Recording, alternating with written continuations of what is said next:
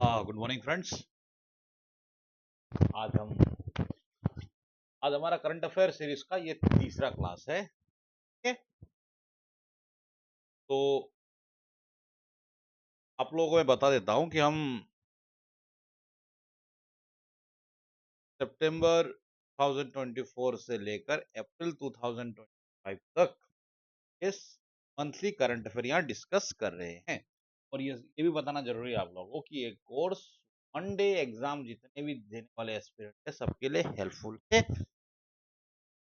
Okay, but ये course को जो डिजाइन किया गया है for the CLE exam conducted by APSSC, Arunachal Pradesh state selection board का CLE एग्जाम आने वाला है, आने वाली है। Sorry, it's in the mid of June. के सिलेबस को, उसके क्वेश्चन वाले पैटर्न को मद्देनजर रखकर ये कोर्स को एंटायर डिजाइन किया गया है। Okay, but it will be helpful for all the one day exam aspirant. अब वन डे बोलेगा क्या है, आप देखिए कि पीसीएस को छोड़ के कोई भी एग्जाम हो, एनटीपी रेलवे का हो, एसएससी का हो, आईबी का, सीआईओ का हो, आप कोई भी जहां जीएस सेक्शन आता है except PCS, except civil service, वो सब के लिए ये हेल्पफुल होने रहा है।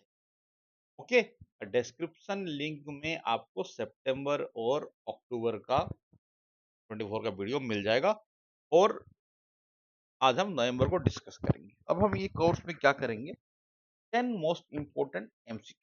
ओके, मेरे अपने टीचिंग एक्सपीरियंस से, जो मेरा 4-5 साल का टीचिंग एक्सपीरियंस है, मैंने उसको लगाकर 10 सेट का क्वेश्चन ढूंढा है। ओके, 10 मोस्ट इंपोर्टेंट क्वेश्चन मैंने सेलेक्ट किया है और आप लोग को बोल रहा हूँ, कल संडे था, इसको सेलेक्ट करने के लिए मेरा पूरा संडे गया है। ओके, 2-3 पेपर का देखकर मिलाकर, ओके, पैटर्न को टेस्ट करके किस तरीके से पूछा जा रहा है, किस तरीके से पूछते हैं। ओके, भारी मेहनत लगा है और आप लोग इस मेहनत का रिवार्ड मुझे देंगे, मैं आशा करता हूँ। आप लाइक वीडियो को लाइक करके और चैनल को सब्सक्राइब करें। ओके, और मैं ये भी नहीं बोलता कि आप यूं ही ब्लाइंडली सब्सक्राइब कीजिए, नहीं, आप लोग वीडियो देखिए, पसंद आए तो डेफिनेटली लाइक भी करिए, सब्सक्राइब भी करिए और बाकी लोगों को सब्सक्राइब करने के लिए बोलिए भी। ओके, वो आपका वो जय हो फिल्म में सलमान खान साहब का एक डायलॉग है ना कि कोई आपके साथ अच्छा करे तो, अरे मैं भूल गया, थैंक यू नहीं बोलना, 3 लोगों को बताना, ठीक, 3 लोगों के साथ अच्छा करना, समथिंग ऐसे कुछ था ना। अरे यार, दिमाग से टोटली उतर गया। मैं आप लोगों को बोलता हूँ कि आप लोगों को वीडियो अच्छा लगे तो 3 लोगों को जबरदस्ती पकड़ा के शेयर कराना। ओके, ठीक है, साउंड का थोड़ा इशू है, हम गरीब चैनल है, इसलिए आप थोड़ा साउंड कम लगे तो हेडफोन कर लीजिए। ओके, थोड़ा क्वालिटी खराब होने से भी, खराब होने के बावजूद भी आपको कंटेंट हम अच्छा देने का वादा करते हैं। ओके, चलिए, what is the question number 1, what is the name of first India's AI lab in space being launched by TechMe2 Space? Okay, India का जो पहला स्पेस में AI लैब है उसका नाम क्या है और इसको किसने लॉन्च किया है? Take me to space. Okay, take me to space is a Hyderabad based company. तो इसका आंसर है option number C, MOITD, my orbital infrastructure technology demonstrator. Okay, इसको और थोड़ा डिटेल में देखते हैं। Take me to space a Hyderabad based firm launch India first AI लैब। AI आप सबको पता है, आर्टिफिशियल इंटेलिजेंस। आजकल हम लोग सभी लोग 2-3 चीज तो यूज करते ही हैं। आप चैट जीपीटी तो आप सब लोग यूज करते ही हैं, हमारा जेमिनी भी आ गया है। Okay, they all are AI apps, isn't it? आजकल बहुत इजी हो गया, म्यूजिक बनाने के लिए AI ऐप है। ओके, सब काम करने के लिए AI ऐप है। तो हमने अब स्पेस पे भी हम अब AI को लेकर जा रहे हैं। ओके, तो इंडिया का जो पहला एआई लैब इन स्पेस है, उसका नाम है MOI TD, my orbital infrastructure technology demonstrator. Okay, और इसको लॉन्च किया गया है bye ISRO PSLV C-60 rocket से। और देखो इससे क्या होगा, एक तो हम जो क्लाउड में स्टोरेज करते हैं ना, वो उसको रिट्रीव करना डिले होता है, ये वाला प्रॉब्लम क्या हो जाएगा, सॉल्व हो जाएगा। ठीक है, okay. Point TD marks a step towards space based data center, paving the way for affordable and sustainable space computing solution। ये तो ठीक रहा, ये रहा आपका मोई TD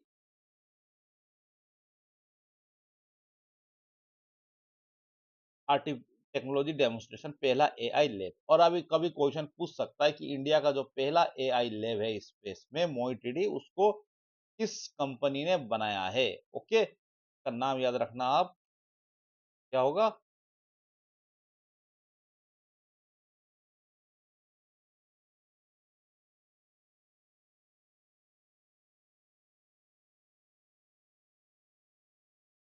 take me to space. और कभी पूछ सकता है कि ये किस इसरो के रॉकेट से लॉन्च किया गया, इसको नाम याद रखना। ओके, ठीक है, तो चलिए और इसको आगे देखते हैं।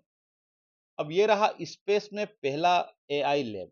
अब इन जनरल जो इंडिया का पहला एआई रिसर्च इंस्टीट्यूट है या लैब है, वो उसका नाम क्या, what is the name of India first AI research institute, that name is Wadhwani AI. It was in Mumbai and establish in 2018, और इसका इनॉग्रेशन खुद पीएम मोदी साहब ने किया था। ठीक है, एंड देखो एपीएसएस भी बहुत, लास्ट टाइम के सीजीएल में बहुत फादर फादर क्वेश्चन पूछा था, फादर ऑफ बोटनी पूछ दिया था, फादर ऑफ और था आई फॉरगॉट। ओके, तो आर्टिफिशियल इंटेलिजेंस के फादर किसको कंसीडर किया जाता है, John McCarthy is widely considered as the father of artificial intelligence. He coined the term artificial intelligence in 19।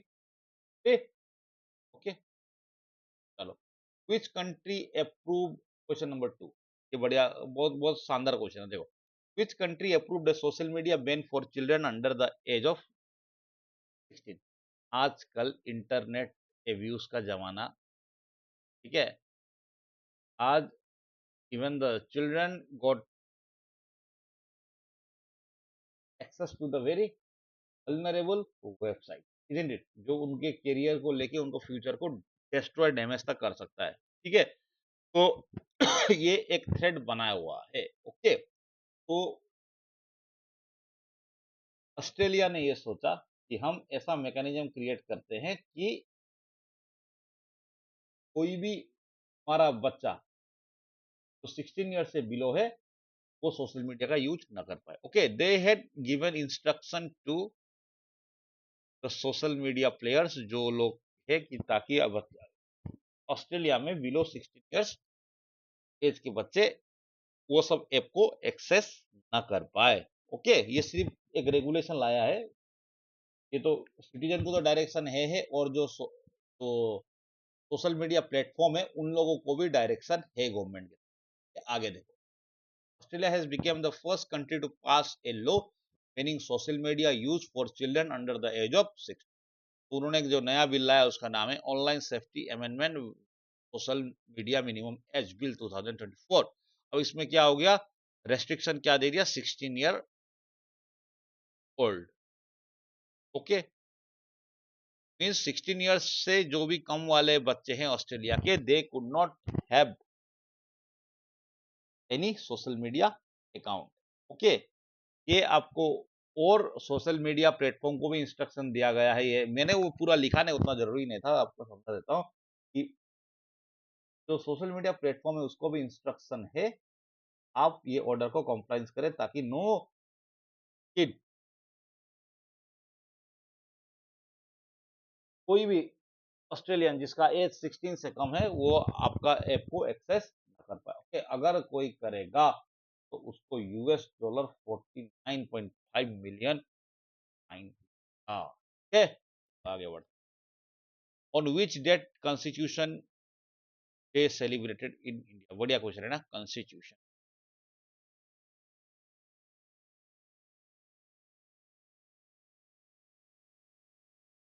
Day.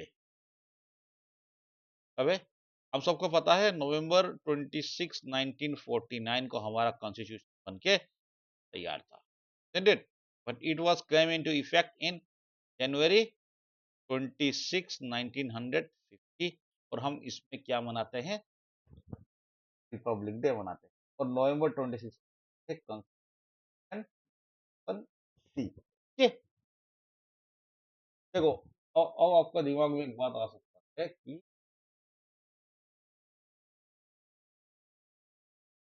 हम नवंबर 26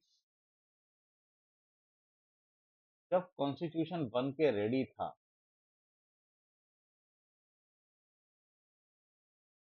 तो उसको क्यों 26 जनवरी को लागू किया गया? ओके, इसमें हिस्टोरिकल फैक्ट देखिए। दिसंबर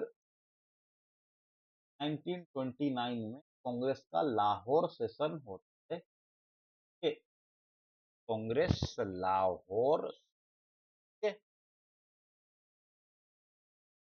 under the presidentship of Jawaharlal Nehru.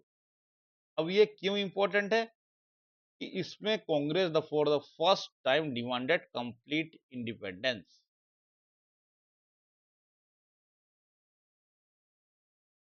Okay, पूर्ण स्वराज। ओके, और इसमें यह डिसाइड किया था कि 26 जनवरी 1930 को all Indian should celebrate Swaraj दिवस। ओके, तो इसी चीज को कॉमेमोरेट करने के लिए हमने अपना कॉन्स्टिट्यूशन जो नवंबर 26 में बनकर तैयार था उसको लागू कब किया? 26 जनवरी के दिन। ओके, तो इसमें कंफ्यूज नहीं होना, नवंबर 26 को बन के तैयार था। ठीक है, कॉन्स्टिट्यूशन। देखो, इस बार प्रेसिडेंट ने ये अनाउंस अपना स्पीच में किसका रोल बताया? Role of women in the formation of constitution. Okay, और गवर्नमेंट ने कैंपेनिंग भी चलाया। जितने महिला मेंबर्स थे, there the 15 female members in constituent assembly. Okay,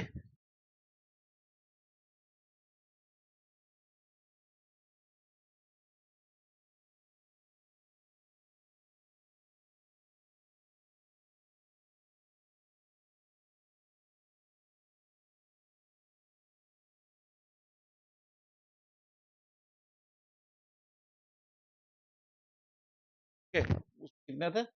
15 members in the constituent, 15 women members in the constituent assembly. ये पूछ सकता है, पर गवर्नमेंट ने ये स्पेशल वो रखा है, क्या बोलता है,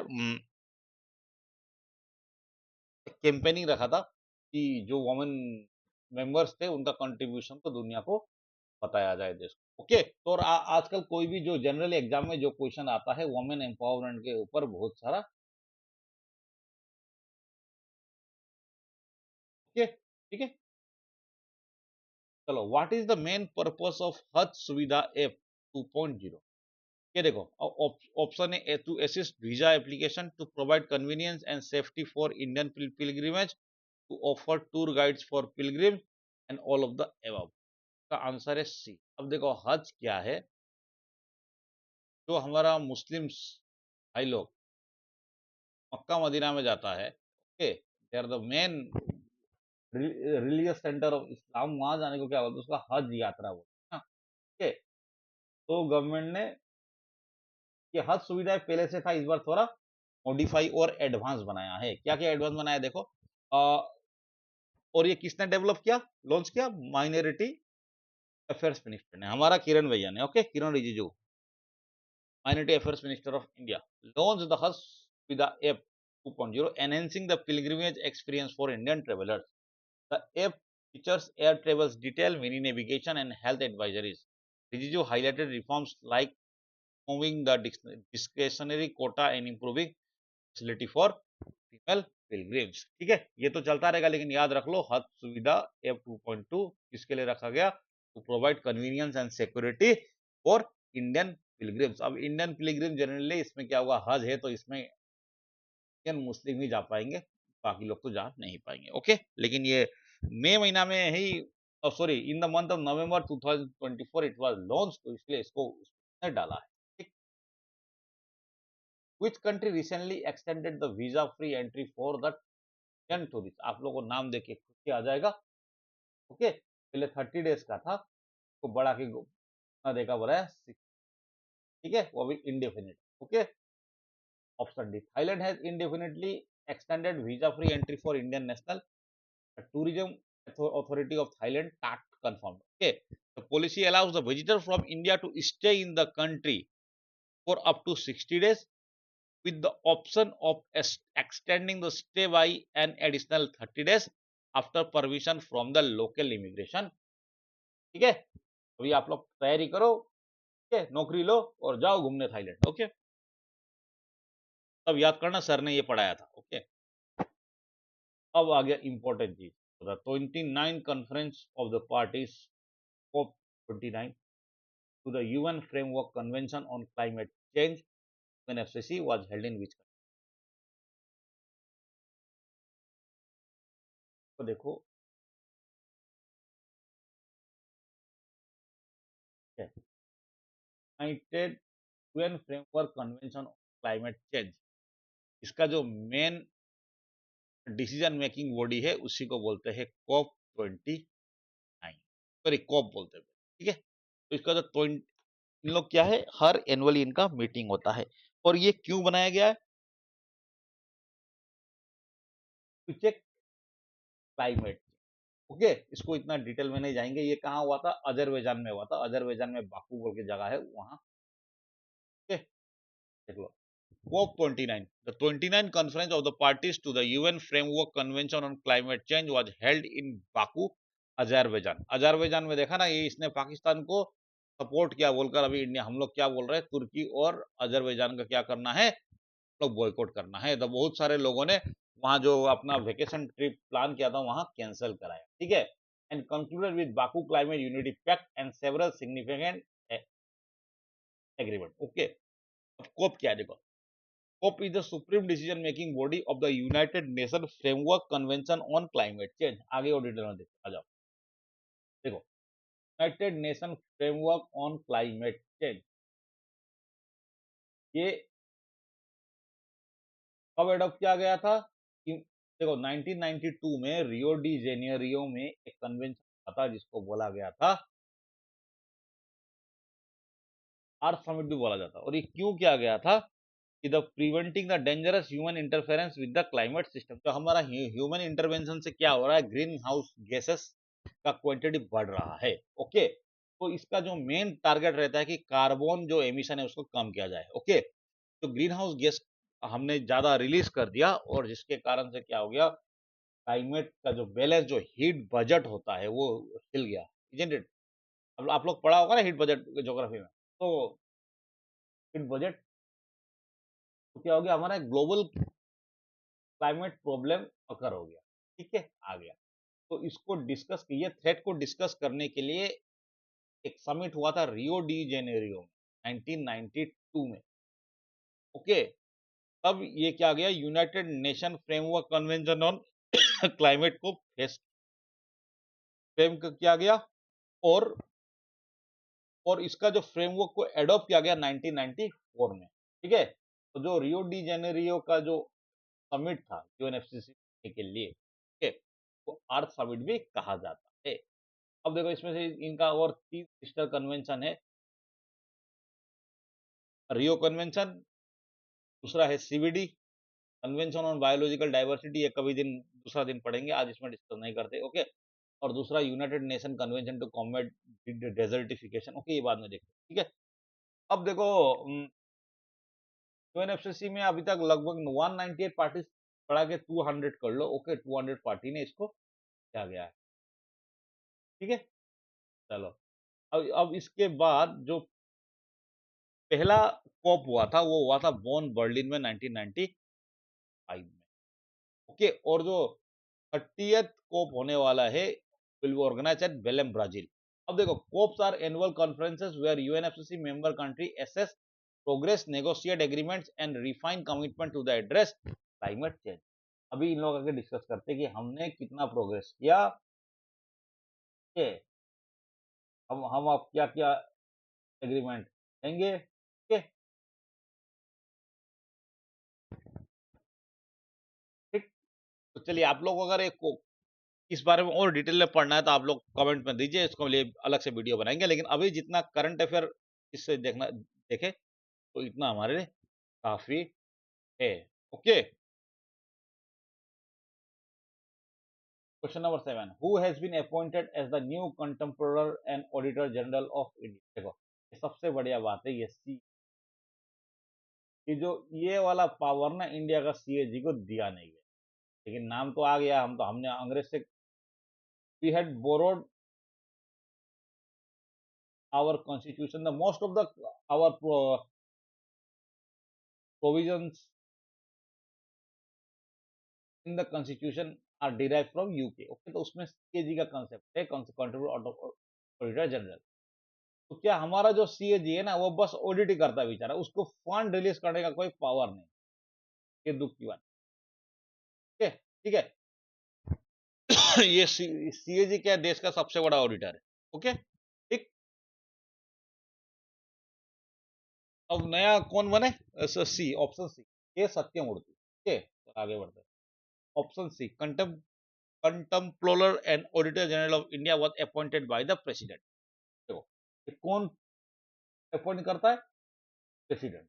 okay, under the article 148, but does not hold this office till the pleasure of the president. ये देखो, ये इंपॉर्टेंट है कि प्लेजर ऑफ द प्रेसिडेंट में क्या होता है। देखो, ये पीएम के लिए भी लिखा जाता है, तो पीएम को अगर छोड़ दिया जाए, क्योंकि वो तो जब तक मेजोरिटी है वो तो एंजॉय करेगा, लेकिन प्लेजर ऑफ द प्रेसिडेंट को बोला जाता है। ये पोस्ट कैसे हेल्ड करता है,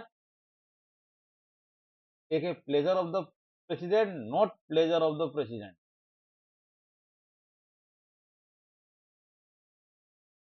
ठीक है, अगर आप pleasure of the president post किया कि आपको प्रेसिडेंट कभी भी रिमूव कर सकता है, means okay, union president president ठीक है, या सीधा आप बोलो यूनियन गवर्नमेंट आपको कभी भी रिमूव कर सकता है, लेकिन सीएजी को नहीं हटा सकता है। ओके, सीएजी को हटाने के लिए वो जो इम्पीचमेंट प्रोसेस सुप्रीम कोर्ट का जजेस का है, वो सेम प्रोसेस में जाना पड़ता है। इतना इजी नहीं है इम्पीच करना।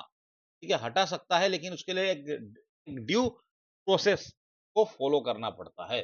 तब आप बोलेगा सर कोई बताओ ऐसा कौन सा पोस्ट है जो प्रेसिडेंट का प्लेजर में होल्ड किया जाता है। जैसे गवर्नर है, गवर्नर का टेन्योर हो मत हो उसको कभी भी हटा सकता है। ठीक है, और दूसरा है अटॉर्नी जनरल। ओके, ये याद रखना। ठीक है, तो CAG as per article 140 of the constitution heads the Indian audit and account department। He or she is responsible for the safeguarding the public purse and overseeing the financial system at both central and state. ये जितना भी state government और central government का expenditure account है उसको check करता है, और इसमें सिर्फ गवर्नमेंट का नहीं, जो गवर्नमेंट पीएसयूज है, कोऑपरेटिव सोसाइटीज है, उसका भी सीएजी क्या करता है, ऑडिट करता है। ओके, इसीलिए इसको क्या, ये हमारा पब्लिक पर्स का क्या सेफ गार्ड है। ओके, लेकिन क्या है कि ये जो लोकल बॉडी जो पीआरआई एंड म्युनिसिपल है उसका ये करने का पावर नहीं है।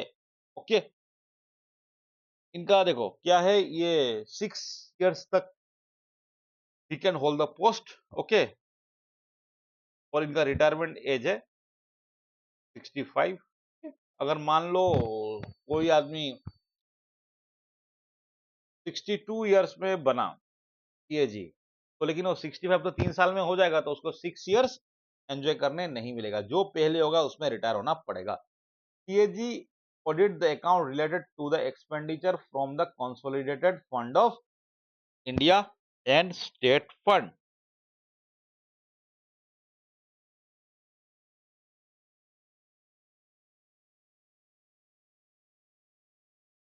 अब देखो, कंसोलिडेटेड फंड ऑफ इंडिया, ये जो हमारा 3 फंड है,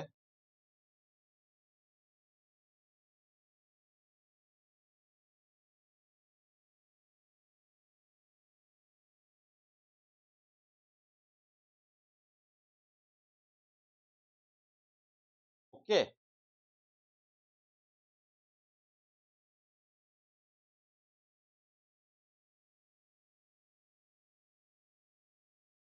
ये तो इमरजेंसी फंड है मान, ठीक है। ये आपका president on the advice of finance secretary release करता है, ओके, ठीक है। तो जो कंसोलिडेटेड फंड ऑफ इंडिया है, इससे पैसा लेने के लिए क्या करना पड़ता है? आपको पार्लियामेंट से अप्रूवल लेना पड़ता है, ओके। आप लोग बजट में देखेंगे कि गवर्नमेंट क्या करता है, बजट के साथ साथ एक एप्रोप्रिएशन बिल भी पास करता है। ये एप्रोप्रिएशन बिल यहां से इन्वेस्टमेंट करने के लिए लिया जाता है, ठीक है। आपको अगर इसको डिटेल में जानना है तो मेरा चैनल में बजट का ऊपर मैंने एक वीडियो बनाया हुआ है, 2 वीडियोस है, ओके। उसको देख लीजिए, कांसेप्ट क्लियर हो जाएगा, ओके, ठीक है। चलो आगे बढ़ते हैं।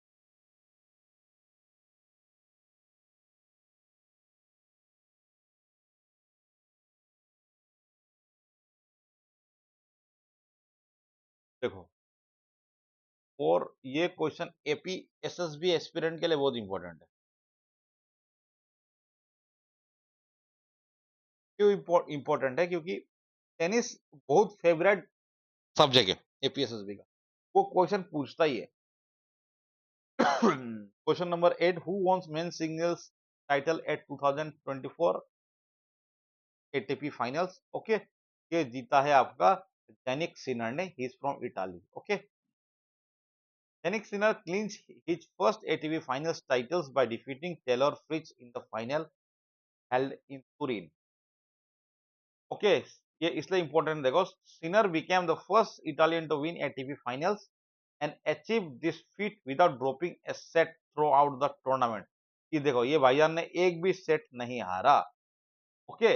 अब सिनर से पहले कोई जीता था इटालियन, तो उसका नाम था इवन लेंडिल्स, मींस 1986 से वहां ड्रॉप टी था, किसने जीता नहीं था। किसने जीता? जेनिक सिनर ने जीत के ये सूखा को तोड़ा, ठीक है। चलो आगे बढ़ता है। What is the name of joint military exercise conducted by India and Singapore in November 24? ये जॉइंट मिलिट्री एक्सरसाइज का क्वेश्चन एपीएसएसबी 2-3 साल से कंटिन्यू पूछ रहा है, ओके। तो इसीलिए आप लोग, जो मैं करंट अफेयर्स में जो जो भी दूंगा, आप लोग हो सके तो इसका एक अलग से टेली बनाना, ठीक है। What is the name of joint military exercise conducted by India and Singapore in November 2024? इसका नाम है अग्नि वॉरियर, ओके, ठीक है। The 13th edition of exercise Agni Warrior, जिसका 100 200 2024 was concluded at field firing ranges Devlali, Maharashtra on November 24, ठीक है।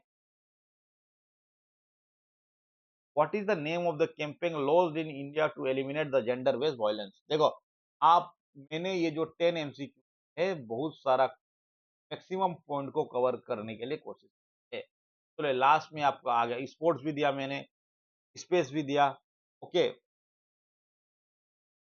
उसके बाद न्यू डिस्कवरीज को भी हमने देखा, ओके। अपॉइंटमेंट्स भी देखा, ओके। तो अब आता है एक गवर्नमेंट पॉलिसी, गवर्नमेंट स्कीम।